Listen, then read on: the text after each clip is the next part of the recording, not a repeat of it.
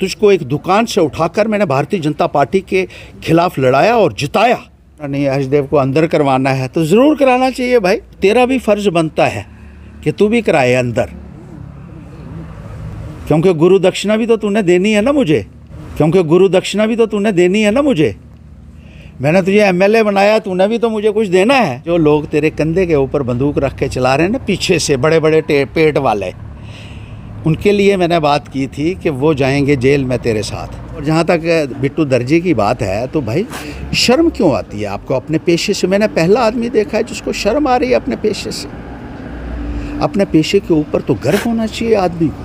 कभी कि भाई अपनी तरफ से थोड़ा कर रहा है बेचारा, ये भी बीजेपी के है, शायद कुछ बन जाए, लेकिन बीजेपी किसी का बनने थोड़ी देती है, वो इस्तेमाल करती है।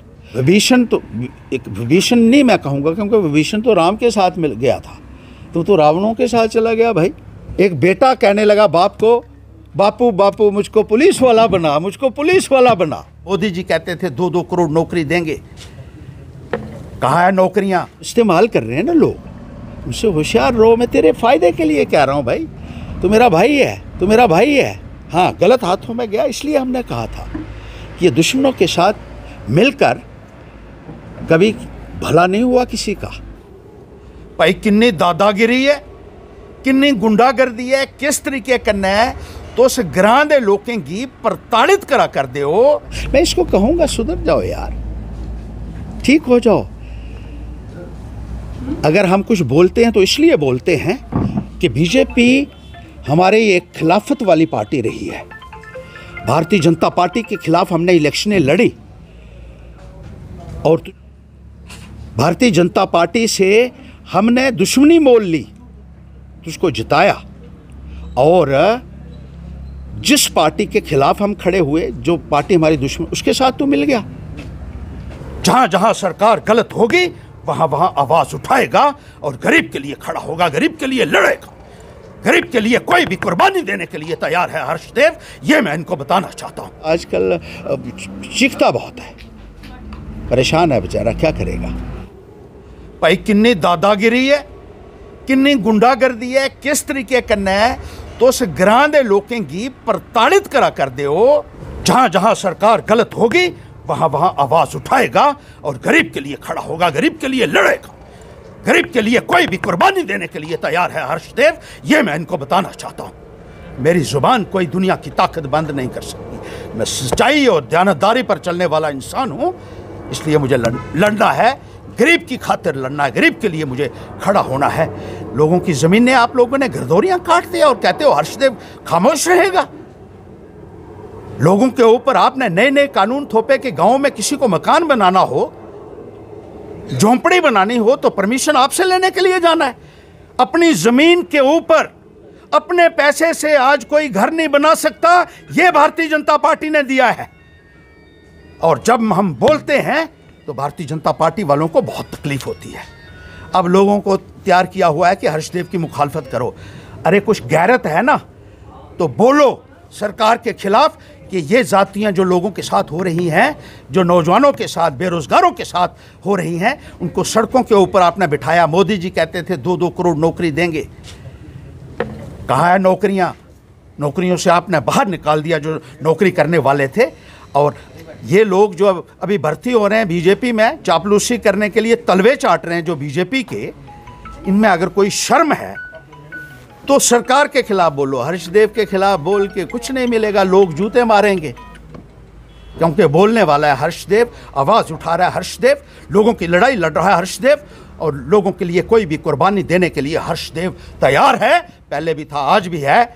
और बेईमानों की हुकूमत को हमने चलता करना है आने वाले वक्त में, ये हमने तैयार किया हुआ है। कुछ नहीं कहना है, वो जितने मर्जी लगाते रहे। असेंबली में जब मैं था तो 87 MLAs में से 86 MLAs ने कहा था कि इस किस्म का मिनिस्टर कोई नहीं है। और पूरे हिंदुस्तान के मीडिया में, नेशनल पेपर्स की जिसकी कटिंग मेरे पास मौजूद है, उनमें कहा था इतिहास बनाया हर्षदेव ने जम्मू कश्मीर में। जब हर्षदेव की कारकर्दगी को ये पूरे 86 MLA ने जितने थे, सब ने एक स्वर में कहा कि ऐसा मिनिस्टर जो है इसकी परफॉर्मेंस सबसे बेहतरीन है। मुझे जम्मू कश्मीर में अवार्ड मिले, हिंदुस्तान में मिले, विदेश में मुझे सम्मानित किया गया। मैंने क्या करना है, रास्ते चलते आदमी से किसी किस्म का सर्टिफिकेट लेके वो अपने पास रखें। और जहाँ तक बिट्टू दर्जी की बात है तो भाई शर्म क्यों आती है आपको अपने पेशे से? मैंने पहला आदमी देखा है जिसको शर्म आ रही है अपने पेशे से। अपने पेशे के ऊपर तो गर्व होना चाहिए आदमी को। बिट्टू दर्जी, बिट्टू तेरा नाम अगर तुझे उससे चिढ़ है तो ये नाम हमने थोड़ा रखा है, लोगों ने, इन्होंने थोड़ा रखा है। बिट्टू नाम तेरा तो तेरे माँ बाप ने रखा है। बिट्टू कहते हैं तुझे आज भी। और दर्जी, क्योंकि जो उसकी दर्जी की दुकान पर काम करता था इसलिए बिट्टू दर्जी लोग कहते हैं तुम्हें, मैं नहीं कह रहा हूँ। और तूने खुद भी तस्लीम किया कि है। शर्म किस बात की है? शर्म नहीं आनी चाहिए। अपने पेशे से शर्म करते हो, अपने प्रोफेशन, चाहे कम कमाया होगा या ज़्यादा कमाया होगा, लेकिन वो एक तुम्हारा प्रोफेशन रहा है, उसके ऊपर शर्म नहीं आनी चाहिए किसी को। और ये जो आप कह रहे हैं, मैं भी, मुझे किसी ने बताया, मैं देखता कम हूँ, कहता है बहुत आजकल चीखता बहुत है, परेशान है बेचारा, क्या करेगा। उसकी भी ड्यूटी लगी हुई है। भारतीय जनता पार्टी ने ड्यूटी लगाई है कि हर्षदेव का कुछ करो, इसकी ड्यूटी लगी है बेचारे की। ये क्या करेगा? ये भी कठपुतली है भारतीय जनता पार्टी के हाथों में। मैं इसको कहूँगा सुधर जाओ यार, ठीक हो जाओ। अगर हम कुछ बोलते हैं तो इसलिए बोलते हैं कि बीजेपी हमारे एक खिलाफत वाली पार्टी रही है। भारतीय जनता पार्टी के खिलाफ हमने इलेक्शनें लड़ी और तुझको एक दुकान से उठाकर मैंने भारतीय जनता पार्टी के खिलाफ लड़ाया और जिताया।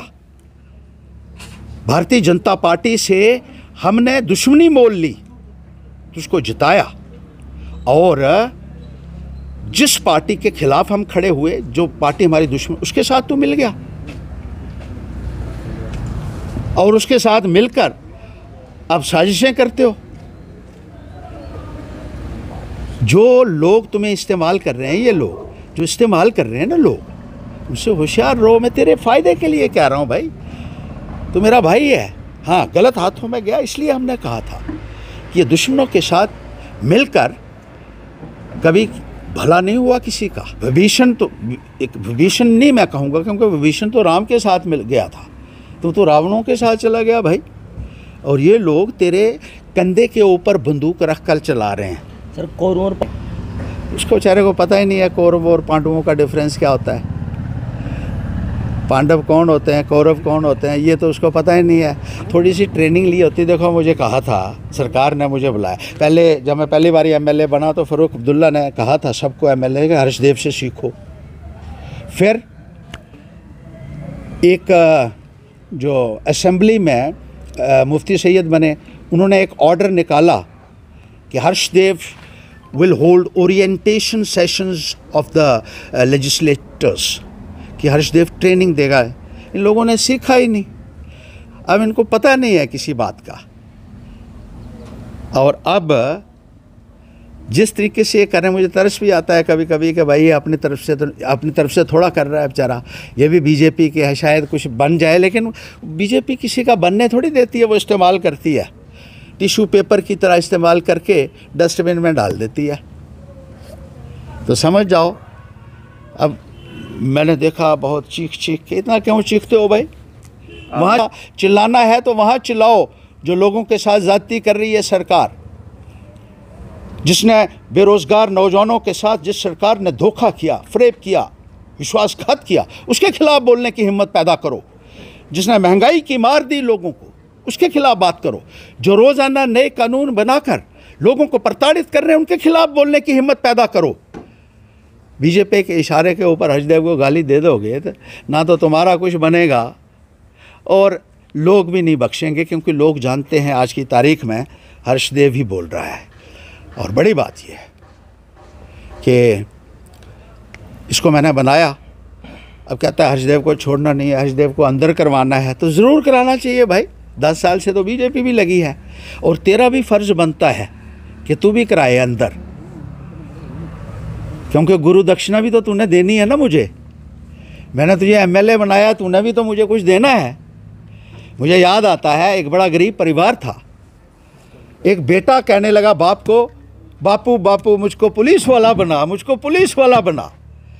बाप बेचारा बड़ा गरीब था, उसने बड़ी मेहनत की, कुछ पैसा भी इस्तेमाल किया, मेहनत भी की, और अपने बेटे को उसने पुलिस में भर्ती करा दिया।